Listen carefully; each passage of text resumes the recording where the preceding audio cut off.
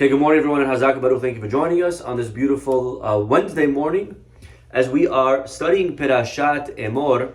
And of course, we know that our Parashah lists in it many of the holidays. Yesterday we spoke really about the holidays of Pesach, Shavuot, Sukkot, Rosh Hashanah. We said beautiful ideas about holidays and holidates. Okay, so please refer back to yesterday's class. And today I would like to speak about one of the holidays that we didn't really speak about yesterday. It's a holiday that we're in right now. The holiday that exists between Pesach and Shavuot, and it's called the Omen, okay? And the Ramban actually writes on the Torah that the Omen it's like a Chol HaMoed. So you know how in between first day of Pesach and last day of Pesach, there's the little mini Moed, it's Chol HaMoed, and in between first day of Sukkot and the end of Sukkot, it's also Chol HaMoed.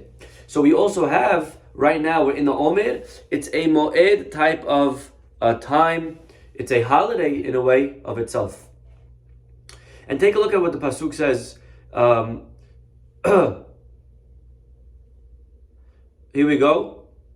Torah says, when it comes to chapter 23, when you get into the land of Israel, you should bring a korban. Pasuk 15, Usfartem lachem mahorat hashabbat. You should start counting from the day after Shabbat, when you bring the Omer, 7 weeks, 49 days, and then you'll have 50 days, and you bring a new korban, and that will be the this mitzvah of the bringing of the Omen. Okay, so there's a mitzvah right now that we have to count, and that's why we count every single day. Today is 25, tomorrow is going to be, right? We count every day the Omen, and we're building it up all the way till we get to the last day, 49, and then the 50th day is Shavuot. Okay, today maybe the mitzvah is midrabanan because we don't have the korban. We unfortunately don't have the Bet HaMikdash to kick off the counting the right way. We don't bring the korban today. So according to some opinions, it's the Rabbanan, which is okay, but it's still a mitzvah. And the Torah discusses the counting of the Omen. Now, if you notice the wording, it says to start counting Min Mahorat HaShabbat. Start counting from the day after Shabbat. What does that mean, the day after Shabbat? Start counting from Sunday. Did we do that? We didn't do that.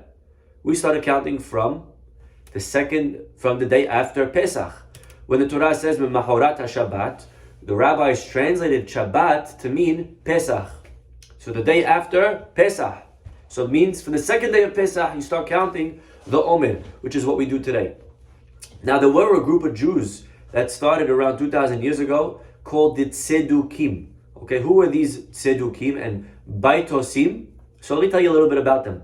They had a rabbi whose name was Antignos. Antignos, we're learning about him right now in Pirkei Avot. Actually, we said a Mishnah about him, I believe. We spoke about in chapter 1, Mishnah 3. Antignos was urging his students not to serve Hashem for the reward. He said it's very elementary if you're doing for someone and you want back. That's not real love. Real love is I do for you and I don't want anything back. I'm doing it for you, just for you and nothing else.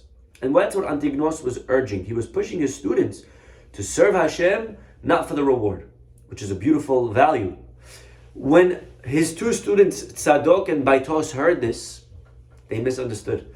And they said, you hear what the rabbi said? The rabbi said, there's no reward.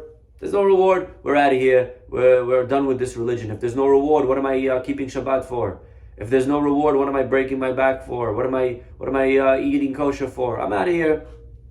And they left. They started a new sect. Now again, they misunderstood. The rabbi never said that there's no reward. The rabbi just was saying your motivation shouldn't be the reward. But they misunderstood. They started a new sect called Tzedukim, Baitosim. They took the Torah literally. They said whatever the Torah says we do. So as an example, if the Torah says to wear it on your hands, right? What do? They put it over here. They put it here. We know it means over here on the arm. It says put it on in between your eyes. They put it right here. It says that you should see it. You should see the tzitzit. So they hung it up on the wall next to their art collection. You should see it. That's what it says, see it. So we're seeing. The Torah says you're not allowed to have a fire on Shabbat. What does that mean according to them? No fire at all, even if you started the fire from before. So when Shabbat started, they turned off all the lights, they put off all the ovens, they would have cold food on Shabbat, they would sit in the dark on Shabbat. The rabbi said, no, that's not how you keep Shabbat. It means you can't start a fire, but if the fire was already existing from before Shabbat, you could keep it on. No problem. And they had many, many, many machlokets. One of the biggest ones is on this pasuk. And this was a huge, huge, important thing for them. When the pasuk says to start counting the day after Shabbat, 49 days, they meant it, they read it literally. Start counting from Sunday. So, whenever Pesach falls out, it doesn't matter what Pesach is. If Pesach's a Tuesday, they wouldn't start from Wednesday. We would start from Wednesday. No, they would wait till Sunday, and then they would start counting. Okay? This was a huge, so much so, that even in the times of when we had the Bet HaMikdash, and we know that the new moon, right, is decided really by two witnesses. Today we don't have Bet Din, again, we don't have a court, we don't have witnesses. But it used to be two, if you, right now, you listening to this class, if you were to live in the olden times, and you were to see outside a new moon, tiny, tiny sliver, you would walk all the way to the temple, you would wait online, and you would ask, okay, how can I help you? Did you do a sin? Do you need to bring a korban? No sin. I saw the new moon. Oh, come on in. Tell us about it. Where was it? What was the shape? How high up? Etc., etc. They would interrogate you. And if you got it right, and then another guy came in and said the same testimony, Bedin would stand up and say, Mekudash. It's sanctified, and now today is Rosh Chodesh thanks to you. Beautiful. That's what happened. Now you can imagine, whenever Rosh Chodesh is, that would also determine when the holiday is. So as an example, if Rosh Chodesh is today, let's say make believe, me and you came into the Beit Din today, and we said, today we saw the new moon, last night we saw it. They would say, okay, today is the first day of the new month, and then Pesach would be in 2 weeks. Right? If you know when's Rosh Chodesh, you know when the holiday is going to be. If Rosh Chodesh is tomorrow, so Pesach's going to be in 2 weeks plus 1 day. Right? If Rosh Chodesh is in 3 days, it's going to be in 2 weeks from 3 days. It's always going to be depending on Rosh Chodesh. The Tzedukim would want so much to have the halacha follow them, that you should start counting on a Sunday, that they would sometimes hire fake witnesses to go into court and to make believe that they saw the new moon on Shabbat. This way Pesach would fall out also on Shabbat. And then we would start counting the Omer, even according to us Orthodox people, we would count on Sunday, and then Tzedukim would say, oh look, you see, we're right, we're counting from a Sunday like we said. You understand? This is how far they went. This was a very important point for them, and really we'll get later on into the class of why here. But this is the machloket, this is the argument between the rabbis versus the Tzedukim. Okay, Tzedukim today don't really exist, but they take on different forms. There's the Karaites, there's other reform movements that go on today. And we know that we're right. We believe in our Mesorah, we have the tradition all the way from Moshe, and it doesn't matter if we're right or wrong. At the end of the day, God gave us the right to decide who's right. You understand? We decide. God gave us the keys. Now, although we do what we do today, and we follow, and we count from the second day of Pesach, at the end of the day, though, the Torah does say from the day after Shabbat. So again, we translate it to mean loosely the day after Shabbat, i.e. Pesach. But why doesn't it say that then? The Torah should have said, start counting from the day after Pesach. Why you gotta write it so difficult? Writing Shabbat, but I mean Pesach. You know, what do you gotta make it complicated? Hashem, 1 second. If you're God, keep it simple. Right? You meant Pesach? So write Pesach. Why'd you write Shabbat? It's true. Pesach is like Shabbat in a sense that it's a day of rest. All the holidays are days of rest. But why are you writing it in this complicated way? It's like, ear, over here, right? You're scratching your ear this way. Why? Why you gotta just write Pesach, end of story? So this is a question that the commentaries wonder. I'd like to share with you a beautiful answer to this idea. And really, it goes back to really understanding the idea of Shabbat and the idea of holidays. What is the difference between a Shabbat and a holiday? I'm not asking in halachic terms. Halachically, I know you're not allowed to cook, you're not allowed to, on Yom Tov, you are allowed to cook, you're allowed to carry. I know that. I'm asking conceptually. What's the difference between Shabbat and a holiday? Shabbat is a day that's holy in itself. Shabbat is automatically holy, nothing that me or you could do about it. We don't have a say. Saturday is going to be Saturday. You can't add it, you can't take away, you can't change it. Shabbat is Kadosh because God made it Kadosh. God created for 6 and He rested on the 7. And therefore every 7, for the rest of history, every single 7 will never change. It'll always be holy. We have no say. Shabbat is a holiness that was given by above. We're very passive in that relationship. But Yom Tov is a Kedusha that we dictate. We sanctify the holidays because, like we said, holidays depends on the new moon. It has nothing to do with the day of the week. And therefore we sanctify the holidays because we sanctify the new moon. So on Shabbat we're very passive. On holidays, I guess you could say we're very active, we're proactive. And that is why when we say the Kiddush, watch this is beautiful. When we say the Kiddush on Friday night, what do we say? Baruch atah Hashem mekadesh ha-Shabbat. We say, God, you're the one that sanctifies the Shabbat. But what do we say on a holiday? Baruch atah Hashem mekadesh Israel ve'hazemanim. God sanctifies the Jews and the Jews sanctify the zmanim, the times. So we are given the keys of sanctifying the holiday. And that's why, by the way, what is another way to say holiday? Anyone know? What's a way to say holiday? They're called also the regalim. Shalosh regalim. What does regel mean? Anyone know what does regel mean? Very interesting. Regel means your foot. It means a leg. What do you do with your legs? You move, you progress, you're proactive. On the regalim, we're moving. On Shabbat, we're kind of passive. Again, we're growing on Shabbat, but really it's a growth that's, the relationship is really handed to us from above, as opposed to the holiday we have to initiate. Very beautiful stuff.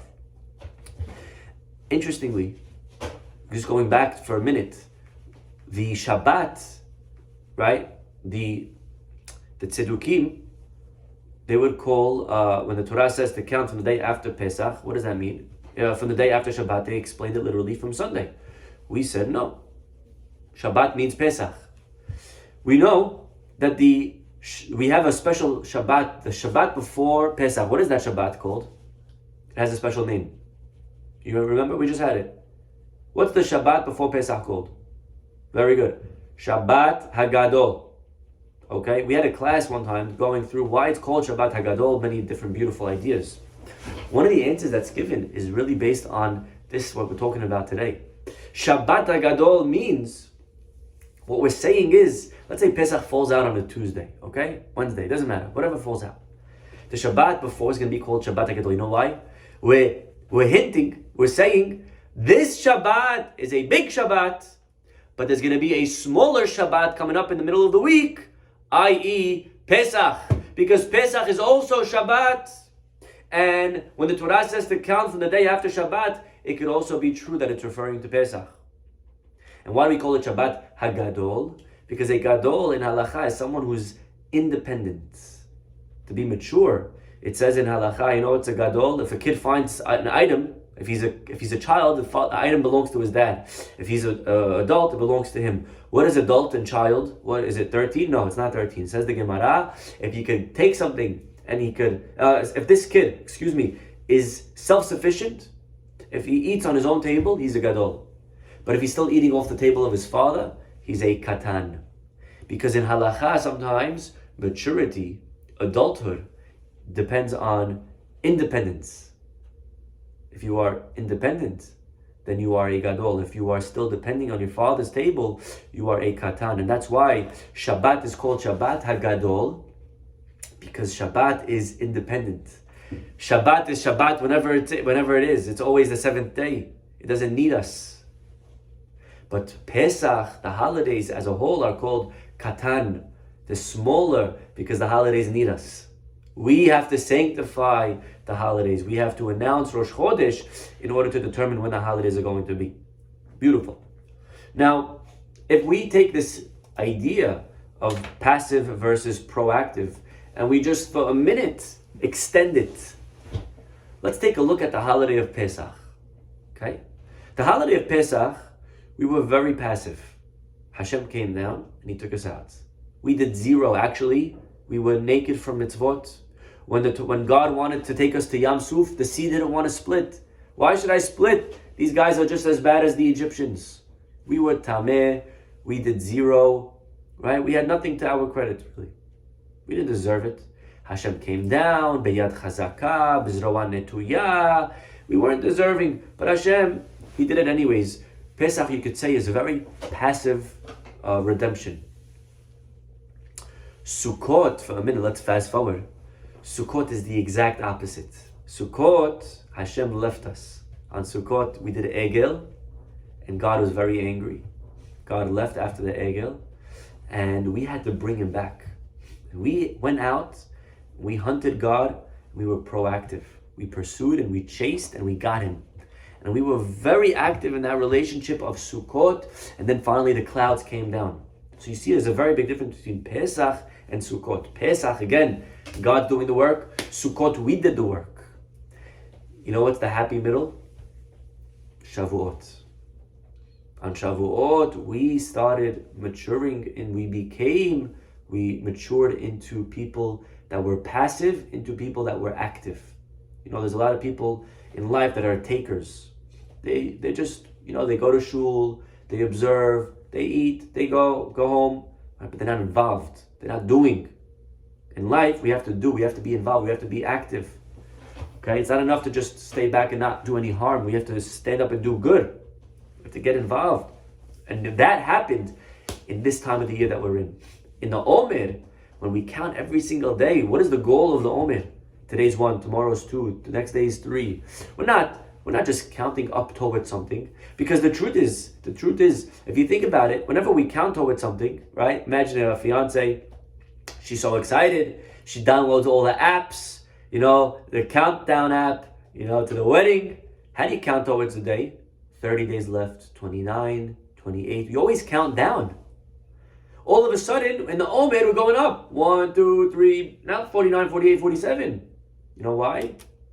One of the reasons is because we're not counting only towards Shavuot. When you count down, it's because you don't care about the time that you're in. Today, if you ask the wife, if we could delete 30 days and we could just fast forward to the day of, would you want? She would say 100%. It can't come fast enough. So you count down. But when the days that you're in are not just means to an end, but they're an end in themselves. So the counting is not down, the counting is up, because today is a day and it's a valuable day. Tomorrow is a valuable day. The goal of this time of the year of the Omer is to make every day count, not just to count the days. And therefore I'm here asking myself, what is today going to accomplish? Today's Wednesday. God gave me a gift of 24 hours. What am I going to do with it? What am I going to use my time with?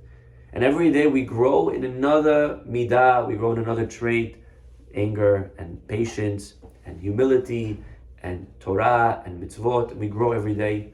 Empathy, right? There's so many ways to grow. Every day is another step. And we get closer and closer, and then we meet God on the mountain. So you see how different Pesach is from the Omer? Again, in the Omer, we're doing the work. Pesach, God did the work. In Sukkot, we did the work. In Shavuot, both. God came down to the mountain and we went up to the mountain. And we met at the tip of the mountain. How beautiful is that, right? So nice. And so we're working on ourselves in this time of the year. But on Pesach, again, Pesach is a very passive relationship. In a way, we see already how Pesach is like Shabbat. You see it? In both, we're passive. On Shabbat, we do nothing. It was God who sanctified. And on Pesach, although it's a holiday, but it's also a little bit like Shabbat, in the sense that we did nothing to achieve greatness. God gave us greatness. And we will. I'm going to show you now another example of how we find another similarity between Pesach and Shabbat. Okay, there's a few similarities. One of them is like I just showed you, we were both passive. There's another similarity. Take a look. We know on Shabbat, you're not allowed to do work, right? What does the Torah say? Don't do any melacha. Don't lo ta'aseh melacha. What does that mean? Don't do melacha. You can't do any work. Any work. When it comes to Yom Tov, what does it say? It doesn't say melacha. You know what it says? It adds a word. Don't do melechet avodah. Don't do work that's hard work. Don't do avodah type of work. What is that extra word coming to do? What is the difference between don't do melacha or don't do melechet avodah? So on Shabbat, don't do melacha means don't do anything. But on Yom Tov, don't do melechet avodah. Don't do work that's work related. But if it's food related, you're allowed to do it. That's why we know on Yom Tov you're allowed to cook, like we explained. Allowed to carry. Of course, there are exceptions. You can't do everything for food, but we're allowed to do for food in general. We're allowed to do for food. And therefore, look at this. On Yom Tov, it says don't do melechet avodah because that's really the key. We're not allowed to do avodah type of things, but we're allowed to do food type of things. Also on Yom Kippur, you know what it says on Yom Kippur? It says don't do any melacha. Why? Because Yom Kippur is like Shabbat. And I know it's very interesting. What about Pesach? How does the Torah phrase it on Pesach? So take a look. Open up, please, to the book of Shemot, Perashat Bo. When my internet will start loading a bit faster, then I'll continue talking. Okay, sorry about that. So here we go. Perashat Bo, and let's open up to chapter 12. Let's open up to chapter 12, Pasuk 16. Ubayom harishon mikra kodesh. First day says the Torah is holy. Ubayom hashevi'i mikra kodesh. Seventh day is holy. Kol melacha lo ya'aseh bahem. Don't do any melacha. Oh, very interesting. So what does that sound like? Don't do any melacha. Sounds like Pesach. You cannot do any work, even food-related work. So in a way, it sounds like, oh, Pesach, we're stuck. But then what does it say? Ach asher ya'achel lechol nefesh hu levado yaseh. But if it's for food, you are allowed. Again, what does the Torah say? It says a double negative. It says, don't do any work, but then work for food you're allowed. And the Ramban asks, why does Torah phrase it in, again, such a backwards way? You tell me an inclusive phrase of don't do any work, and then you limit it by saying, but for food you're allowed. I had an easier way for you to tell me that. You could have phrased it the same way you phrase every other holiday. Just say, don't do any work-related work. Don't do any melechet avodah. But you wrote kol melacha, which is very broad, but then you qualified it by saying, but you could do for food. Again, that's a complicated way of saying something that could have been said in a much easier way. Says Rabbi Bernstein, but based on what we just said, we have an answer. We have an answer to the Ramban's question. In a way, the Torah is telling us Pesach is like Shabbat, and therefore the Torah always speaks about Pesach in Shabbat terms. So it's like a Shabbat, so we're going to tell you can't do any work. But at the end of the day, you could do work because it's only a holiday. But we have to phrase it like Shabbat, don't do any work, and then we allow, but for food I'll make an exception. Meaning the Pesach and all the other holidays end up having the same rules. But the phraseology is very different. Do you understand? At the end of the day, the rules are the same. At the end of the day, the halachot for all the holidays are equal. On all of them, you're allowed to do for food. The question is, how'd you get there? By all the holidays, you tell me, don't do work-related work. And I understand that food-related is okay.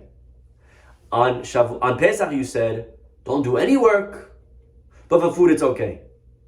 So the same answer but different equation, different way to get there. Why? Because again, the Torah is talking to us. Pesach, in a way, is like Shabbat. So you see already, number one, like we saw, both are very passive, Pesach and Shabbat. And number two, we see in how the Torah refers to doing any work, also, same idea. Another way in how they're both very similar. We know, I believe this is the Meshech Chochmah. He says something very nice. We know that some mitzvot, the goal is to bring us closer to God. Some mitzvot, the goal is to bring us closer to people. So, as an example, think of a mitzvah that brings you close to Hashem. Which mitzvah would you say? Mezuzah, right? Brings you close to Hashem. Tefillin brings you close to Hashem, right? A lot of mitzvot that bring us close to God. Then there are mitzvot that bring us close to people, right? Like what? Easy, returning a lost item. Tzedakah, right? Chesed. These bring me close to people. Okay. Which one is Shabbat? Shabbat, Knesset Orchim is a good example. What about Shabbat? Shabbat is a day, if you think about it, it's really a day to focus on our relationship with Hashem. Shabbat is a day that we're on our own. If you think about it, you're not allowed, the Torah says, don't leave your house. You can't walk past 2,000 amot. I wouldn't say it's an anti-social day, but I would say it's a pro-Hashem day. Okay? The goal of Shabbat is really to get closer to Hashem. Don't cook, you're not allowed to carry, you're stuck. A lot of people say, oh Rabbi, I'm stuck home. People love holidays because I could carry, I could stroll, even if I don't follow the Eruv, but I could stroll on the holiday, I could go visit people. On Shabbat, I'm stuck, right? It's true. In a way, Shabbat, you're stuck. Shabbat's not such a social day. Shabbat's more about a day to be with God. Shabbat focuses on the relationship with Hashem, not a day of socializing. Yom Tov is really about being together with other people. Yom Tov is a day of focusing on others, and that's why you're allowed to cook on Yom Tov. You know why? Because if a guest comes, I have to give him something to eat. I'm anticipating guests. You're allowed to carry, you're allowed to walk, no limitations on where you could walk, right? Because why? We want to endorse, we're trying to recommend, okay? We're trying to suggest to have camaraderie. We're pushing socializing, right? We're trying to create that space on Yom Tov of camaraderie. But Shabbat is not. Shabbat is not about being with your friends. Shabbat is about being with Hashem. Even in the times of the temple, we know that you had to bring a korban on Shabbat, on holiday. And what was that korban? That korban really, again, was about helping other people. You take from the food, you give it to the Kohen, you give a little bit to the poor, you give a little to your family, to your friends. So you see how Shabbat and Yom Tov are very different. Shabbat, again, is about God. Yom Tov is about people. Beautiful. And both are needed. We have both types of mitzvot. What was the goal of Pesach? Which one is Pesach, right? Pesach is like Yom Tov, right? But if you pay attention, the Torah, when we left Egypt, what does God say to Moshe when he tells him the rules of Korban Pesach? You notice Pesach is actually anti-social. What does the Pasuk say? Al yetzeh mepetach beto. You cannot leave your house on Pesach. At least on Pesach Mitzrayim, the original, the OG Pesach, God said to Moshe, no one should leave the house. You're stuck home all day. Don't leave your house on Pesach. You can't go to your friend's house. We also know that the Korban Pesach could only be eaten if you were already counted on it. And in this way, you see Pesach has a lot of similarities to Shabbat. So again, many connections between the holiday of Pesach and the holiday of Shabbat. On Pesach and Shabbat, we're both passive. On Pesach and Shabbat, the phrasing of work is both the same. Can't do any work, except that on Pesach you could do for food again, right? So the work aspect, the phrasing. And finally, as far as the goal of Shabbat, the goal of Pesach are both to enhance our relationship with God in general, as opposed to the holidays, which maybe is a bit more social. That's all true. Now we understand, going back, why, even though the Torah means to start counting from the day after Pesach, it calls it Shabbat. Usfartem lachem mahorat haShabbat. Start counting from the day after Shabbat and Shabbat, i.e. Pesach, because both are so similar, Pesach and Shabbat. There's a lot of overlap between the two. Beautiful idea. Just to close with one important idea, and that is the question that we gave in the beginning, and that is, if the Tzedukim, if these reformers didn't believe in any of the Torah, at least they didn't follow the oral Torah, they took it literally, so why they make such a big deal about this pasuk? They stayed, like we saw, they went out of their way to try to make sure that we get Omen following them on a Sunday. There's so many differences between us and them. Why'd they focus so much on this one? The answer is, the Tzedukim's whole philosophy is, they disregarded Torah Sheba'al Peh. They didn't believe in the oral Torah. And when Antignos said what he said, right, that don't do it for the reward, your motivation shouldn't be to get back, they left. But they didn't leave Hashem, right? In a way, they were okay with believing that God created the world. They just didn't believe that there's going to be afterlife. There's no reward and punishment. There's no schar va'onesh. There's no relationship that you have with Hashem. There's no hashgacha pratit, like we call it. There's no divine providence. They believed in a God. There was a God, He created the world, but the world is now on autopilot. Hashem could care less about your life. That's what a little bit the Tzedukim believed. And that's why the Tzedukim were okay with Shabbat. They had no problem. Shabbat is great. Celebrate Shabbat, keep Shabbat. Because what does Shabbat celebrate? Shabbat celebrates that Hashem created the world. That's what Shabbat means. We're standing up and we're testifying. When I keep Shabbat, when you keep Shabbat, you know what you're saying to your kids? I believe, and you make sure that your kids know this. And I do this a lot of times around my Shabbat table. Before I do Kiddush, I tell my family or my guests, okay, we're about to do Kiddush. And what is the Kiddush? What are we doing exactly? We're giving a toast.